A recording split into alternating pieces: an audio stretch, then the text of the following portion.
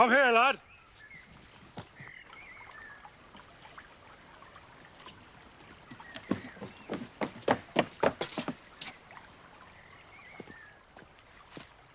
What are you doing on my property? Come to claim back what's rightfully mine, sir. That thieving young rascal made off with some horseshoes and a bag of nails from my smithy.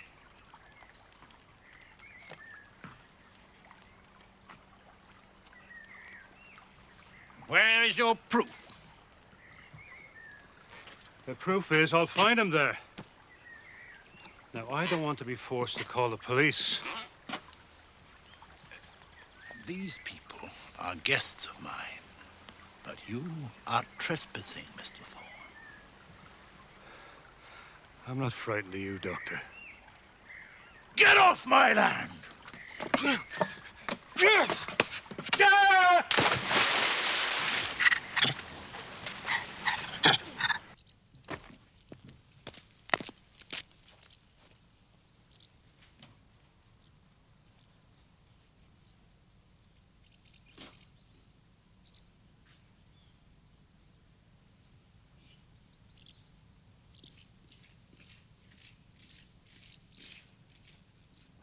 Please come back soon. My dear, there is nothing whatever to worry about. We shall be married in a few weeks. I'm just on my way back to London. Goodbye, sir. And thank you for a most pleasant weekend. I mean to improve my game of chess before my next visit. Yes, I see. You weren't an unworthy opponent. Thank you, sir. I'm just seeing Percy down to the gates, Father. Here.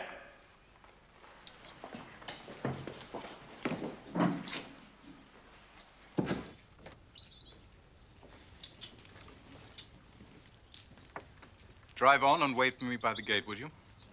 Walk on.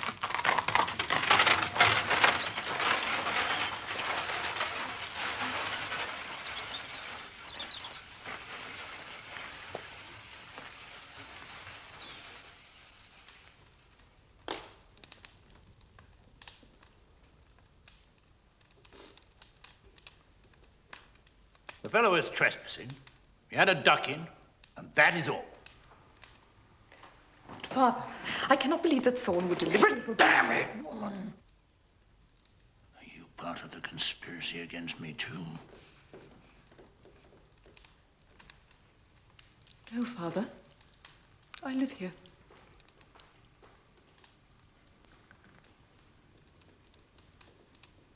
But not for much longer, eh?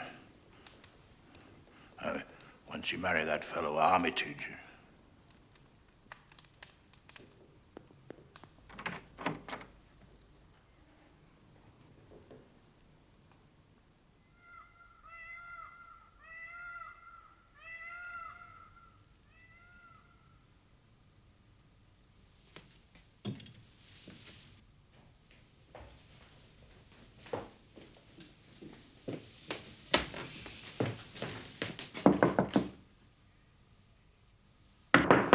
Yes, what is it?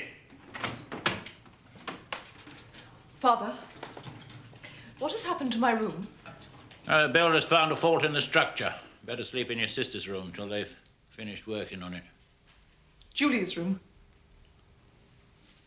I can't sleep in there. And why not, pray? I can't. What is the matter? It's a perfectly good room. I've instructed the housekeeper to prepare it for you. Now run along your baggage. Good night.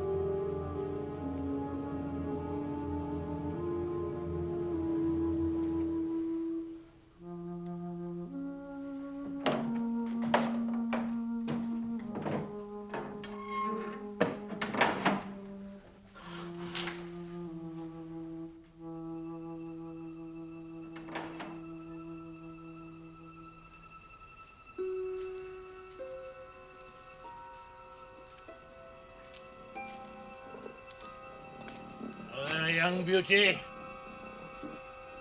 Tonight. Tonight, maybe.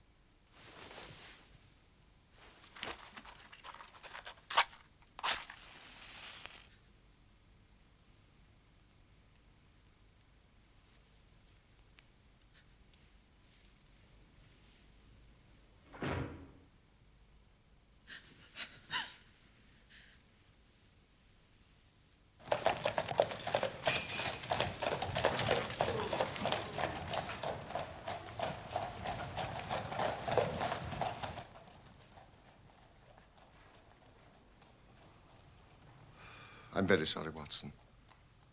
But it seems to be the common lot this morning. What? Mrs. Hudson has been roused. She retorted on me and I on you. But it's only 7:15. What is it, a fire? No. A client. This will take a moment to draw, sir. But only a moment. Mrs. Hudson is a mistress of the art of fire lighting. This is my intimate friend and associate, Dr. Watson, before whom you may speak as freely as before myself. How do you do? Mrs. Hudson, do you think you could bring this young lady a hot cup of coffee? For I observe you are shivering. It is not cold which makes me shiver. What then? It is fear, Mr. Holmes. It is terror. No, you must not fear.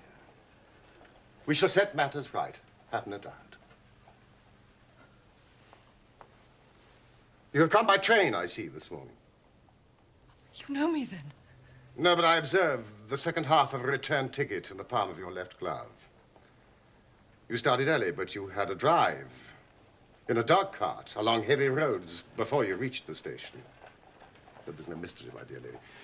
The left arm of your jacket is spattered with mud in no less than 7 places. The marks are fresh. There is no vehicle, save a dog cart, which throws up mud in that particular way. And then only when you sit on the left-hand side of the driver. You are perfectly correct.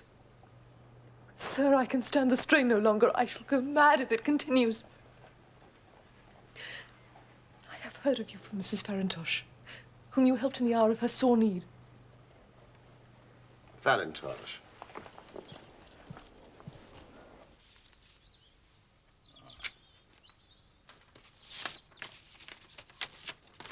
My dear Helen, it is difficult for me to advise you since you present so few facts, but I know you to be a sensible girl not prone to hysterics. As one of your poor dear mother's oldest friends, I can only suggest that if your fears persist, you should contact Mr. Sherlock Holmes at 221B, Baker Street. Farintosh, oh yes, I do remember the case. It concerned an opal tiara. I think it was before your time, Watson. Thank you, Mrs. Hudson. Sir, do you not think you could help me too? At present it is out of my power to reward you, but in a few weeks I shall be married with control of my own income. I shall be happy to devote the same care to your case as to that of your friend. As for reward, my profession is its own reward. But you are at liberty to defray whatever expenses I may be put to at the time which suits you best. And now, I beg you, lay everything before us which may help us form an opinion upon this matter. My name is Helen Stoner. I live with my stepfather, Dr. Grimsby Roylott, who is the last survivor of one of the oldest Saxon families in England. The Roylotts of Stoke Moran, the name is familiar to me.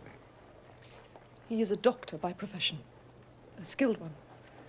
For some years he had a large and flourishing practice in India, in Calcutta. Ah.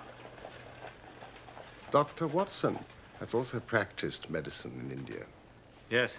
Attached to the 5th Northumberland Fusiliers. And pray continue, Miss Stoner. In Calcutta, he married my mother. She was the young widow of Major General Stoner of the Bengal Artillery. I was only 2 at the time of Mother's remarriage, and my sister, Julia, was 5 years older. Our mother had a considerable sum of money, not less than 1,000 a year, and this she bequeathed to Dr. Roylott entirely while we resided with him. Forgive me, your mother has passed on? Shortly after our return to England, she was killed in a railway accident near Crewe. My stepfather then abandoned his attempts to establish himself in practice in London and took us to live in his ancestral home at Stoke Moran. But the money your mother left you was enough for all your wants, so that was no obstacle to your happiness. A terrible change came over my stepfather. Instead of making friends and exchanging visits with our neighbours, who at first were overjoyed to see a Roylott back in the family seat, he shut himself up in the house and indulged in ferocious quarrels. At times it was, and still is, hard to keep him out of the police courts. He's become the terror of the village. Does he permit any visitors? None. Save my fiancée and some wandering gypsies. Gypsies? Vagabonds, whom he has given leave to encamp on his land. Sometimes he goes away with them for days at a time. You can imagine from what I'm saying that my poor sister Julia and I had no great pleasure in our lives. No servant would stay long, so we did all the work of the house. She was but 30 when I lost her. But already her hair had begun to whiten, even as mine has. Your sister's dead? Just 2 years ago. It is of that I wish to talk to you. Oh, yes, yes. Oh, no, What's this? What? Living the life we did, we were little likely to see anyone of our own age and position. But we were occasionally allowed short visits. 2 years ago, Julia met a half-pay major of Marines to whom she became engaged. Your stepfather approved of the match? He raised no objection at all. But a fortnight before the wedding, the terrible event occurred which deprived me of my only companion. Pray, be precise as to details. It is easy. Every event of that night is seared into my memory. It was late, about 11. Julia had come into my room.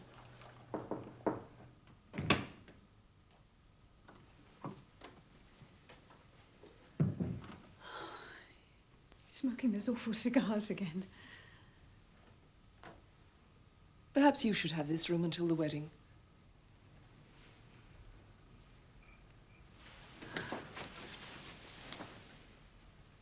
Oh, Helen. Oh, I feel so happy. And yet wretched that I'm leaving you here alone. My turn will come. I shall miss you. You won't. I'll come and stay. Besides, your major has promised to find me a brother officer of equal rank and infinitely better looking. My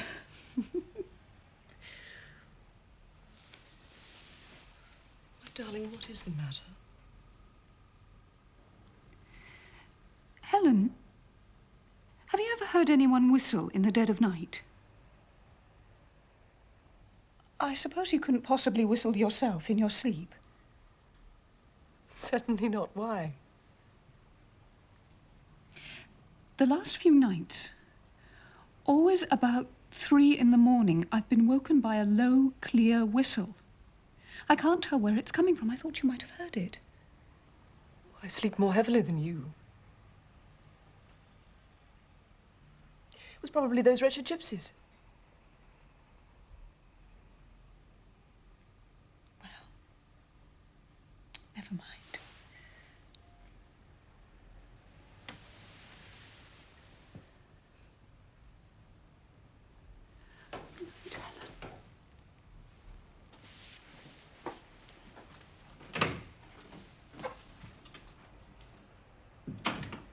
Was it your custom always to lock yourself in at night?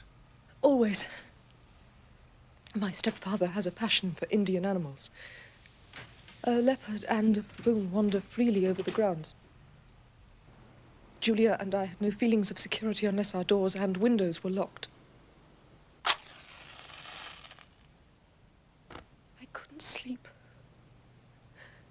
I had a vague feeling of misfortune.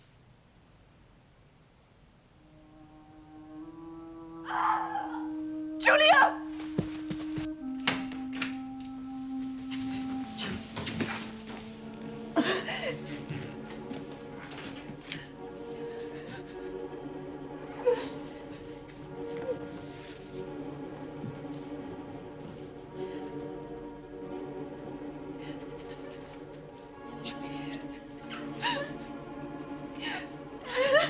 Please help me.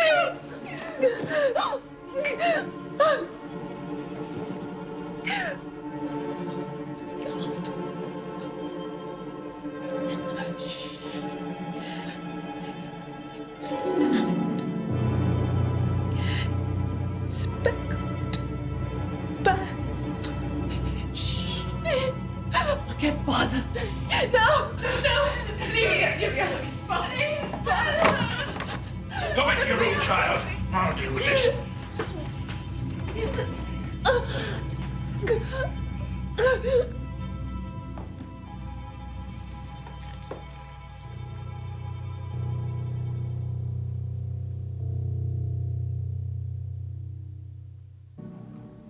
I am sorry, gentlemen. My sister and I were very close. Yes, indeed. What an awful experience.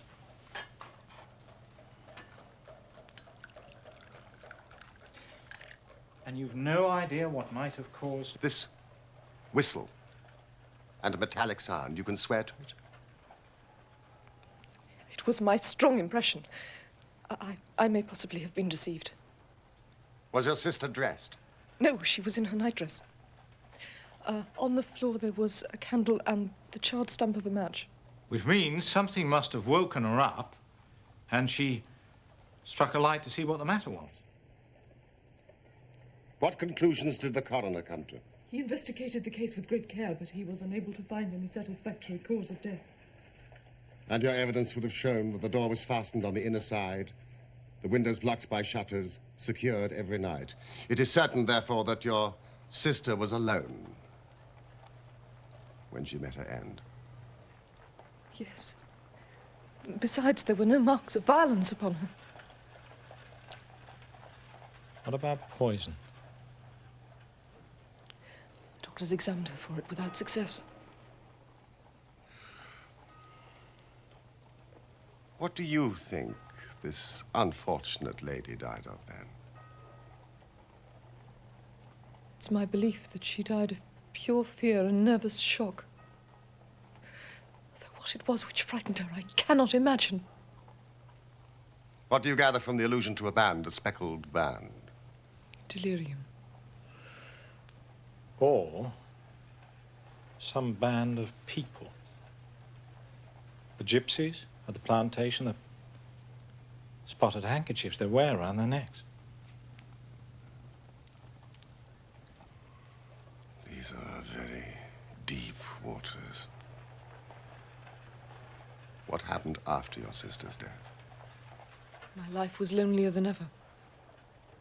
Until a month ago, when a dear friend of mine, whom I've known for many years, did me the honor to ask for my hand in marriage.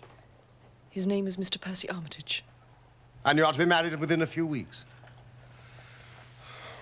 So what prompted you to come here when your life seemed set so fair? Yesterday, some repairs were started and my bedroom wall was pierced, so that last night I was forced to move into the chamber in which Julia died, to sleep in the very bed in which she slept. Imagine my terror when I was awoken by the same low whistle which had been the herald of her own death. You lit a lamp. Yes, but nothing was to be seen. I was too shaken to sleep. I dressed and slipped out of the house. I got a dog cart at the Crown Inn and came to London with the one object of asking your advice. You did wisely.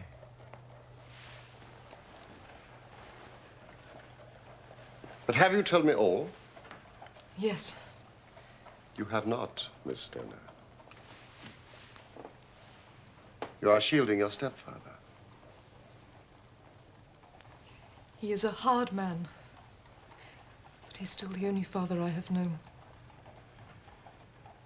I'd say it was time for some breakfast. But there are 1,000 details I desire to know before I decide on a course of action. If we were to come to Stoke Moran today, could we see over these rooms without the knowledge of your stepfather? As it happens, he spoke of coming to town today on some business. And the workmen? I have seen none. We have a woman who comes to clean from the village, but only in the morning. There should be nothing to disturb you. Excellent, Watson. You're not averse to this trip. By no means. Then we will be with you in the early afternoon. I shall be there for your arrival. You'll stay for some breakfast, surely. Thank you, no.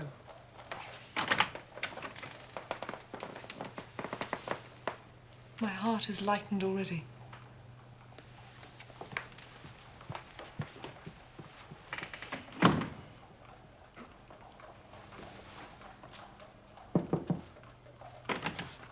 Ah, Mrs. Hudson. Thank you. But when you combine the ideas of whistles at night, the presence of a band of gypsies on intimate terms with the doctor, the dying allusion to a speckled band, well, there's good ground to believe that the mystery may be cleared along those lines.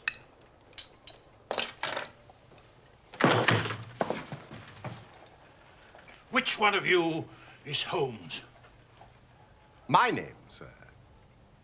But you have the advantage of me. I am Dr. Grimsby Roylott of Stoke Moran.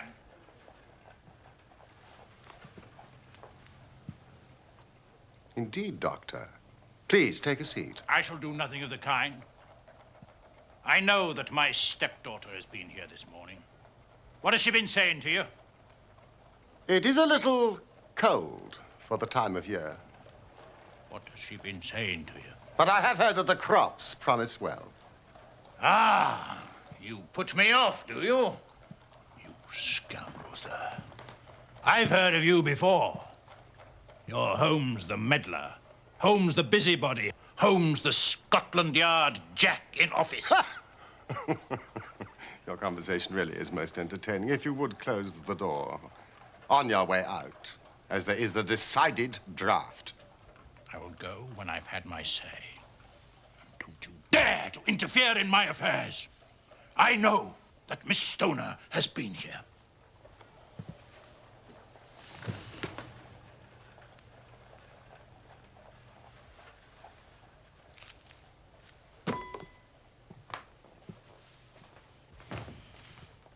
I am a dangerous man to fall foul of.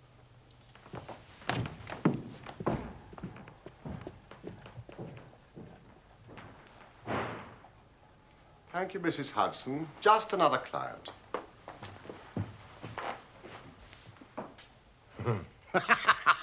What a very amiable person. I may not be quite so bulky, but...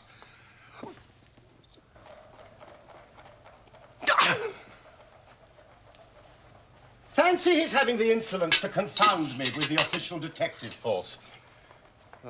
This incident gives zest to our investigation. I only hope our friend won't suffer from her imprudence in allowing that brute to trace her here. One thought keeps nagging at me, Watson. Roylott's professional life in India. If it was so successful, why would he exchange it for a life of aristocratic penury? My friend Coombs would know. Coombs was in Calcutta around that time. Find your friend Coombs and see what you can get from him. I shall walk down to Doctor's Commons, where I hope to get some data which may help us in this matter. Let us meet again at 1, under the clock at Waterloo Station. That is, if you've finished your breakfast by then. Oh, and your revolver. I would be obliged if you would slip it into your pocket. Neely number 2 is an excellent argument against gentlemen who can twist steel pokers into knots. That and your toothbrush are, I think, all we need. I've seen the will of the deceased wife. Her annual income at the time of her death was a little short of £1,100. But due to the fall in agricultural prices, it is now no more than £750. Each girl, in case of marriage, could claim £250. So if both girls had married, our beauty, Grimsby Roylott, would have had a mere pittance. And even one marriage would ruin him. We had the strongest possible motive. Oh, did you manage to find Coombs? Yes, I did. He proved rather hard to locate, but I finally managed to get him through Swanson at Barnes. He did know Roylott in Calcutta, confirmed what the girl had said, and added one intriguing fact. Now, it seems that a series of robberies had been perpetrated in his house, and suspicion fell on his native butler. Roylott promptly seized the man, and in a fit of anger beat the poor fella to death. Narrowly escaped a capital sentence, but suffered a long term of imprisonment and returned to this country a morose and disappointed man. Ah, Watson. It's a wicked world. And when a clever man turns his brain to crime, it's the worst of all.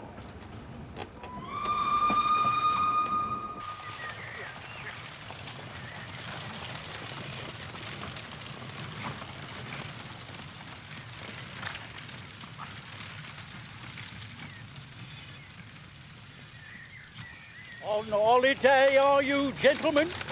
No, we're architects. Taking a look at some of the local houses. Ah, that's why I wanted Stoke Moran. I didn't think it was for social reasons. You'll be doing business with Dr. Roylott, then? Yes, I believe that was the name. If you don't mind a word of warning, you want to take care with him, sir. There are some round these parts say he's not right in the head. Really? Only yesterday, Mr. Thorne, the blacksmith, had a most nasty experience with the doctor because of those thieving gypsies who were camped in the grounds. Oh, yes, we've heard about the gypsies and the leopard.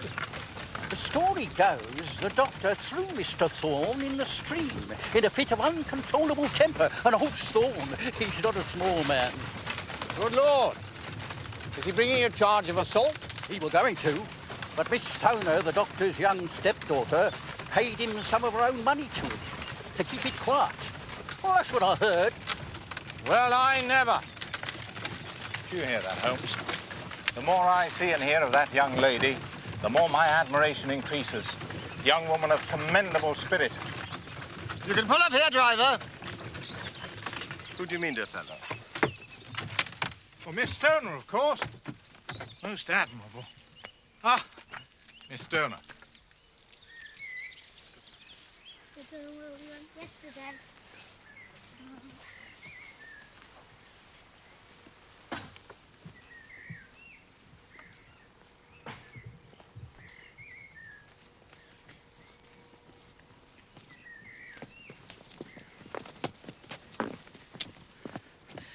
All has turned out splendidly. Dr. Roylott has gone to London and he won't be back before the evening. But we have already had the pleasure of Dr. Roylott's acquaintance. Good heavens, he followed me. Yes, he turned up just after you left, but Holmes sent him off with a flea in his ear. He's so cunning, I never know when I'm safe from him.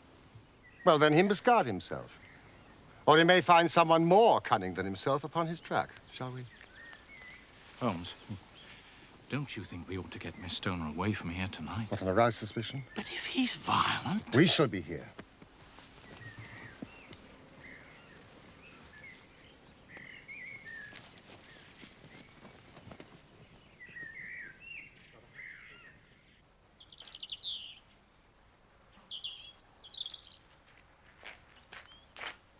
So, this is Dr. Roylott's room.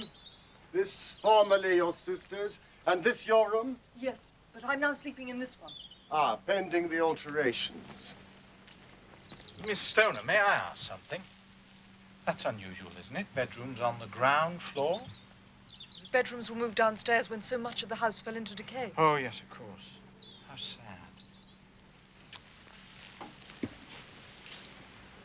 There seems little need for repairs to this end of the house. There are none. I believe it was an excuse to move me from my room.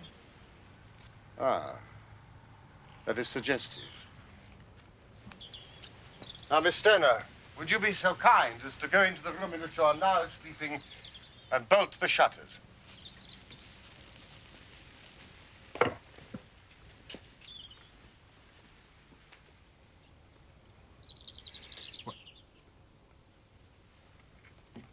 What are you doing, Watson? Well, I'm using your methods, Holmes, seeing whether the ground has been disturbed. And what have you come up with? Your footprints, I believe. And mine and Miss Stoner's. And this.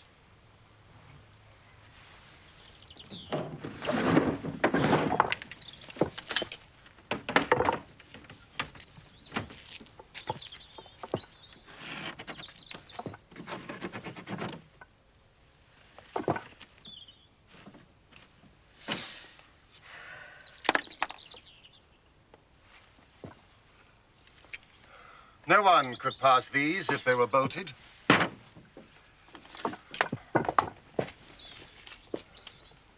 Well, let's see if the inside throws any light on the matter. Ah.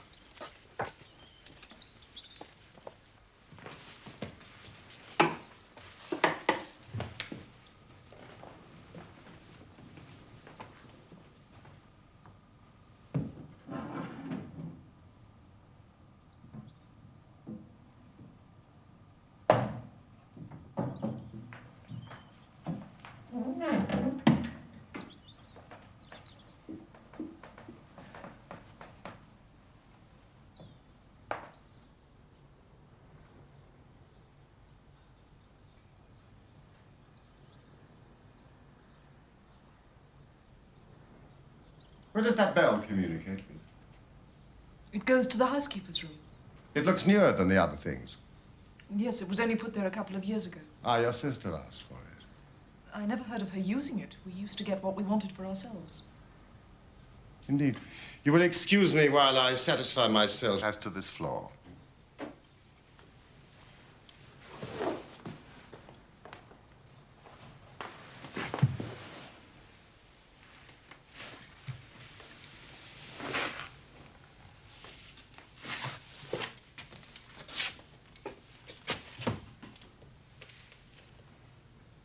It doesn't ring.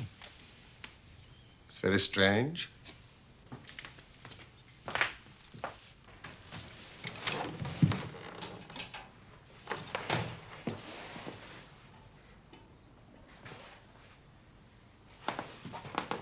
A ventilator into another room. You mean when it might have communicated with the outside air? That is also quite modern. Indeed.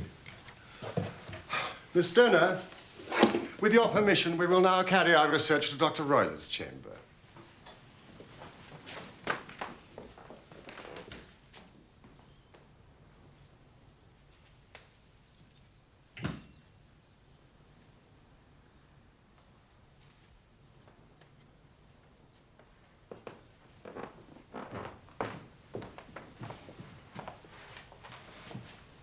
What's in here? My stepfather's business papers. Ah, you've seen inside it, then? Only once. Some years ago. I remember it was full of papers. Is there a cat in there? No. What a strange idea. Well, look at this. No, we don't keep a cat. Ah, well. A leopard is a large cat, after all. Yes, but a saucer of milk wouldn't go far in satisfying a leopard. Leopard is kept on a leash, is it? This sort of leash, Watson? What do you make of it? Well, it's a common enough dog leash, but I don't know why it should be tied. We have no dog. Thank you, Miss Stoner. I have seen enough.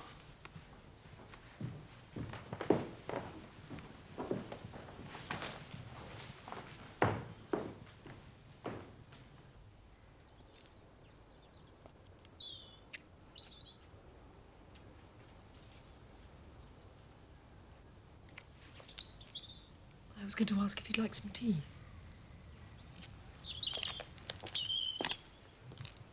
Miss Stoner, It is very essential that you absolutely follow my advice in every respect. Your life may depend on it. I assure you that I'm in your hands. Now, in the first place, on the way here, we passed a small cottage. The shell house? Would the windows of your sister's room be visible from there? Yes. You are sure? Yes. Then we shall make it our base. Some refreshment. Oh, we shall have dined, shan't we, Holmes? Is there a village inn? The Crown. Oh, good. Thank you all the same. Now, Miss Stoner, when your stepfather returns, you must confine yourself in your room on pretense of a headache. Then, when you hear your stepfather retire for the night, you must go to the windows, undo the hasp, open the shutters, and leave your lamp on the windowsill as a signal to us. Then withdraw with anything you may want for the night to your old room. I've no doubt that in spite of the repairs, you could manage there for one night. Oh, yes, of course.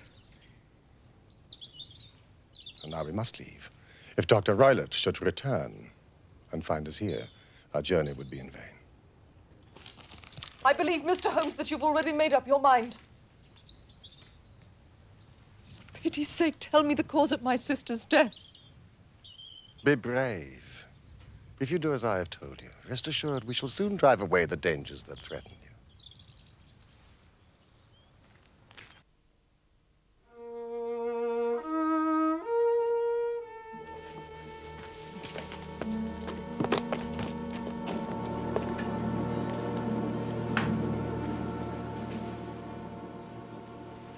Yes, it is a clear view.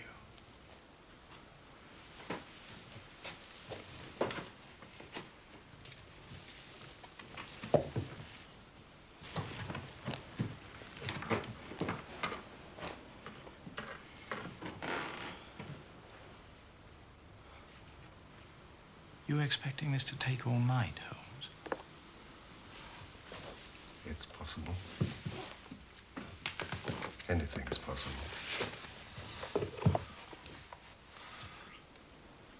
When a doctor goes wrong, he's the first of criminals. He has nerve. He has knowledge. Palmer and Pritchard were among the heads of their profession. This man strikes even deeper. I really have some scruples taking you tonight. There's a distinct element of danger. If I can be of assistance. It's very kind of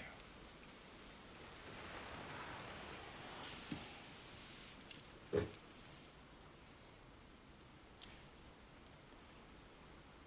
You evidently saw more in those rooms than was visible to me, Holmes. No. But I probably deduced a little more.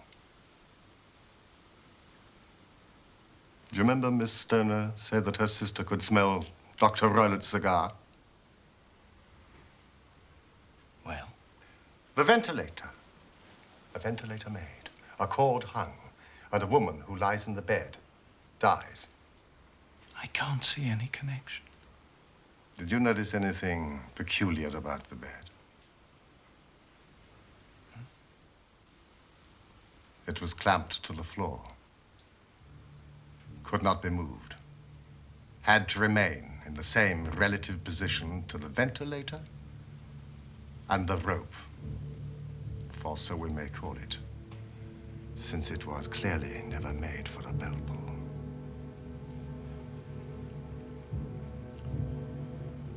I begin to see dimly what you're driving at. We're only just in time to prevent some subtle and horrible crime.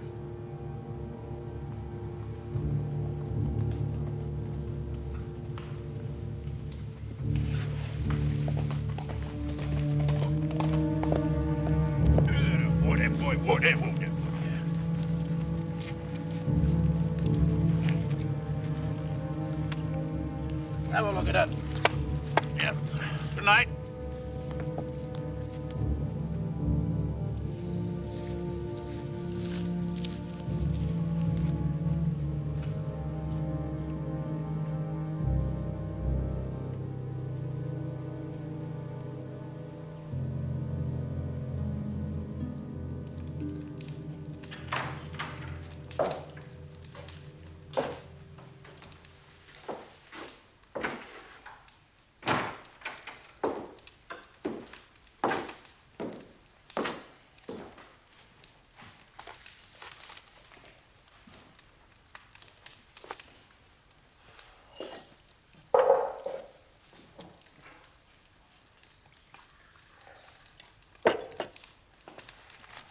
Did you have a good day?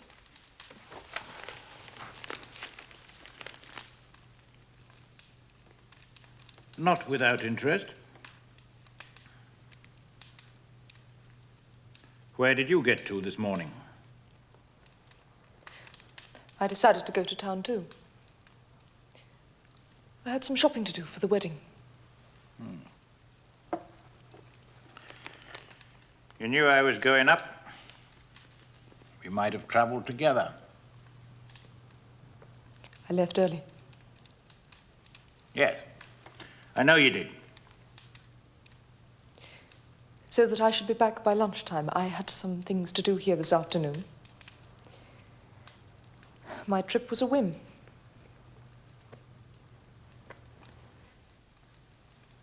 You always were a good little liar.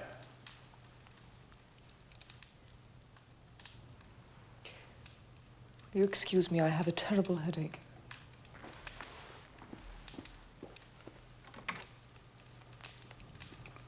Holmes the meddler. Holmes the busybody. Holmes the Scotland Yard Jack in office.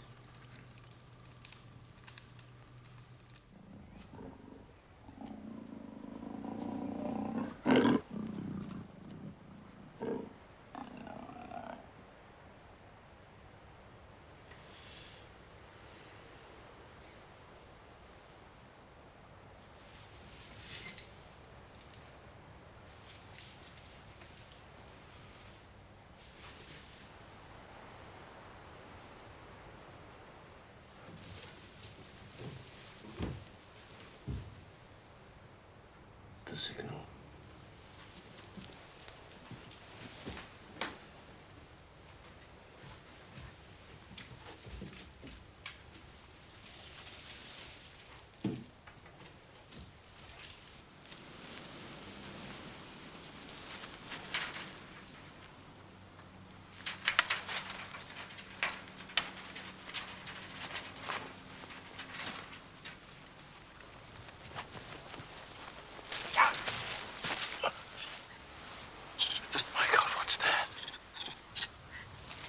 It's the baboon. This is a nice household.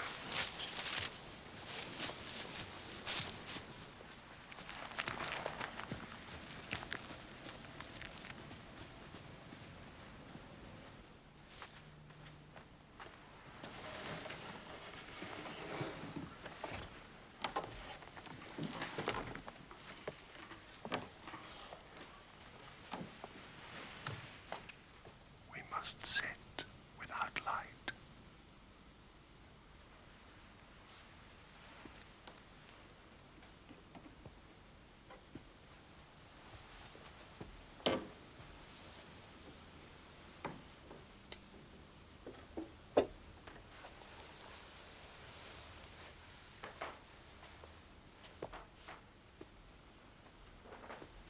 Do not fall asleep.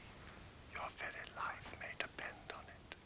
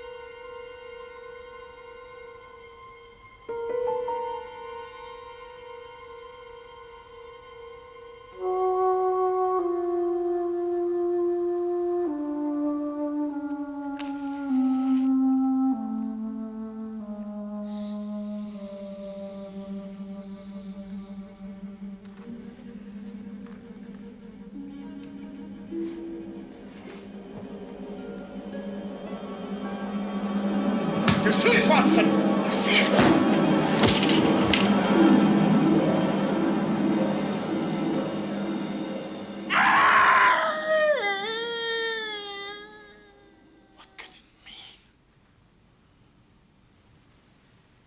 It means that it's over.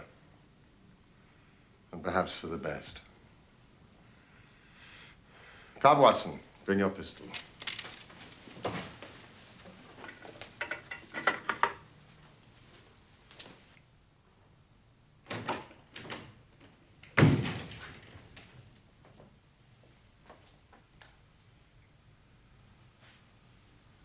It's the band. The Speckled band. It is a swamp adder. The deadliest snake in India. He has died within seconds of being bitten.